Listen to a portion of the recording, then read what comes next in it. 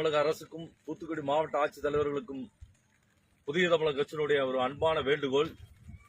தூத்துக்குடி மாவட்டம் தாமிரபரணி கரையோரம் அமைந்திருக்கின்ற அகரம் கிராமத்தில் செல்லக்கூடிய சாலையைத்தான் தற்போது இந்த வீடியோவில் நீங்கள் காணுகின்றீர்கள். இங்கே அந்த அமர்ந்திருக்கின்ற அகரம் கிராமம் இங்கிருந்து ஒரு 1/2 கிலோமீட்டர் உள்ளே இது அமைந்திருக்கின்றது.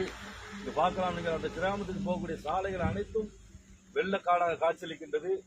இதேபோல் போன வருடம் டிசம்பர் மாதம் மிகப்பெரிய பாதிப்பை நகர கிராமம் சந்தித்தது.